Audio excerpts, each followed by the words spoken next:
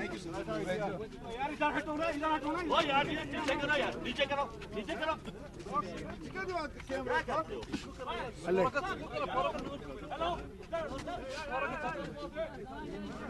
चलिए डॉक्टर साहब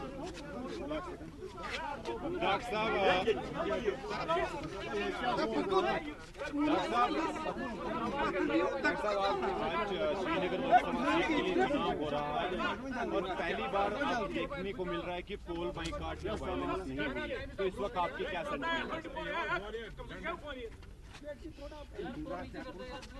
बहुत खुशी की बात है कि आज वो दिन आ गया।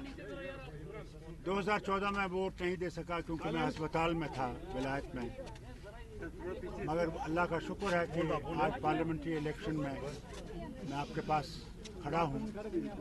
मगर अफसोस इस बात का भी है कि जहाँ ये कहते हैं कि कोई पत्थर नहीं चल रहा है, कोई वायलेंस नहीं है, कोई बाइकॉट नहीं है, वहाँ मैं आपसे कहना चाहता हूँ कि हर पार्टी के और ख़ासकर हमारी पार्टी के वर्कर्स को, सीधा वर्कर्स को इन्होंने इन 2 दिनों में बंद कर रखा है। एक तरफ से ये कहते हैं कि इलेक्शन बहुत आज़ादी से हो रहा है, तो मुझे बताइए, मैं होम मिनिस्टर साहब से पूछना चाहता हूँ, प्राइम मिनिस्टर से पूछना चाहता हूँ, हमारे वर्कर्स को क्यों बंद किया गया?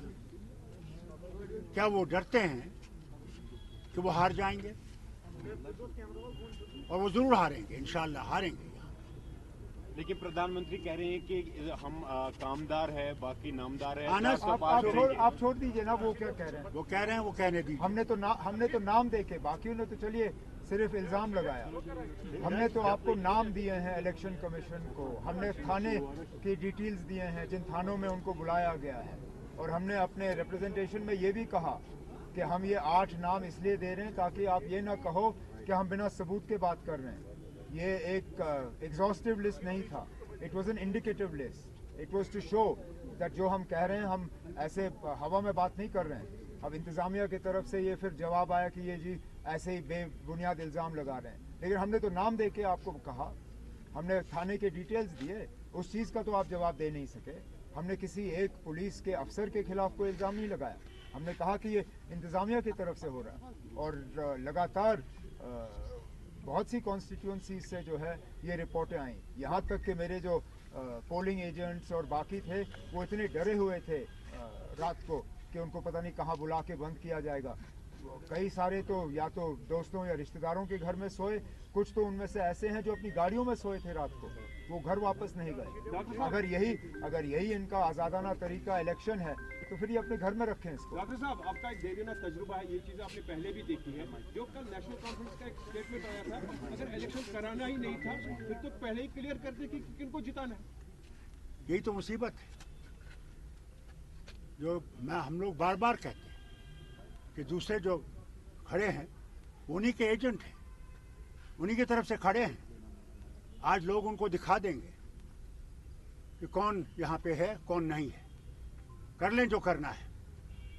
फिर तो लोगों का भरोसा उठता है। लेकिन उठता है, जरूर उठेगा। पार्टी भी इसी तरह की एलिगेशंस लगा रहे हैं कि उनके वर्कर्स को। मैं आपसे कह रहा हूँ ना, यही तो मुसीबत है।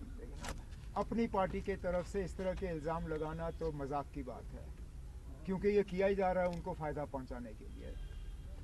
और है कौन मरकज़ की तरफ से इलेक्शन लड़ने के लिए? और ज़रा बताएं कौन से वर्कर? मैं फिर ये बात दोहराता हूँ ना, अब हमने तो कम से कम आपको नाम दिए, थानों के डिटेल्स दिए, वो ज़रा बताएं कौन है और किस थाने में लिया गया। अब चलिए जो हुआ सो हुआ, रात गई बात गई, आज नया दिन है। अब उम्मीद करते हैं कि हमारे वर्करों को इस तरह तंग नहीं किया जाएगा। आज हम पोलिंग बूथ के बाहर खड़े हैं, हमने अपने वोट का इस्तेमाल किया। हमारे साथ 2 फर्स्ट टाइम वोटर हैं जो पहली मर्तबा वोट डाल रहे हैं। ये पहली बार है कि हमारी फैमिली की 3 पीढ़ियाँ जो हैं एक साथ वोट डालने आए। मैं यही उम्मीद करूँगा कि बाकी जगहों में भी इसी तरह अपने जमहूरी हक़ का जो है वोटर इस्तेमाल करें।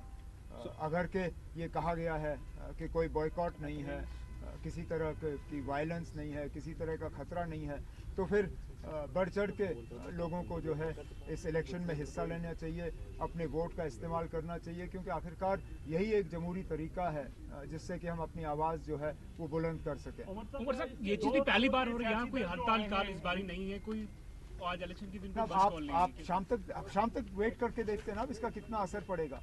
आप कहते हैं कि कोई बॉयकॉट कॉल नहीं है, ठीक है ना, अब नहीं है तो इसका वोटरों पे कितना असर पड़ेगा। आज शाम जब तक पोलिंग बूथ खुले हैं तब तक देखें। अब जो देखिए अब इस बार तो चलिए फिर आप मान के चले ना कि जो वोट में हिस्सा नहीं ले रहा है अपनी मर्जी से नहीं ले रहा है। अब कितने वोटर जो हैं पुलवामा ज़िले में शुपियाँ असेंबली हल्के से श्रीनगर से जो हैं कितने वोटर अपने वोट का इस्तेमाल करते हैं, उसके लिए हमें वेट करना पड़ेगा।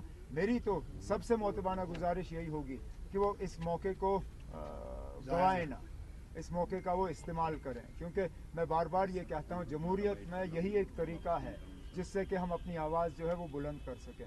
बहुत सी ऐसी बातें हैं जो हो चुकी हैं जिनके बारे में वोटरों को अपनी राय जो है वो देनी होगी और ये एक तरीका है।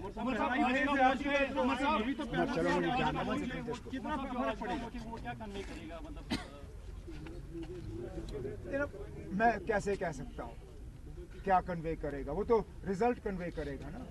मैं तो ये कहूँगा कि अगर नेशनल कॉन्फ्रेंस के लिए वोट आया, क्योंकि हमने तो बार बार इस इलेक्शन में 5 अगस्त 2019 के हवाले से बात की, 370 को यहाँ से हटाने की बात की, जो हमारे साथ पिछले 5 साल में जो नाइंसाफियाँ हुई हैं उसका हमने जिक्र किया है।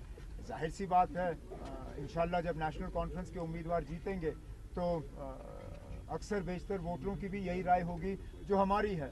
लेकिन ये सवाल आप मुझसे तब पूछिए जब 4 जून को नतीजे होंगे। गवर्नमेंट ऑफ इंडिया को और हम वोट देते हैं गवर्नमेंट ऑफ इंडिया के लिए। हमें वो प्यारा है, इंडिया हमारा देश है, इसी के लिए हम अपना वोट देते हैं। बाकी क्या यही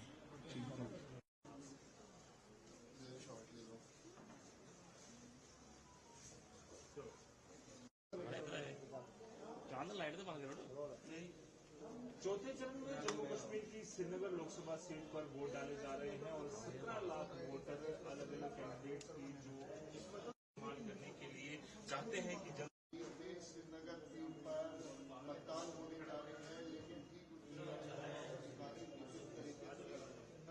विस्थापित कश्मीरी पंडितों के लिए बनाए गए हैं और यहाँ पर आज श्रीनगर लोकसभा सीट के लिए ये कश्मीरी पंडित माइग्रेंट जो है वो यहाँ पर वोट डालेंगे। आपको बता दें कि इलेक्शन कमीशन इस बार यहाँ वोट करा, मुझे 2 बार काउंटर में जाना पड़ा। एक बार मैंने देखा कि वहाँ वोट नहीं आया था, फिर भी 2 बार मैं प्रोविंशियल दफ्तर गया, वहाँ पे मैंने देखा कि मेरा वोट नहीं आया था, फिर वहाँ इग्नोर कराया। बदलाव है but it was a mistake, but it should be institutionalised in future before 2-3 months so that each and every person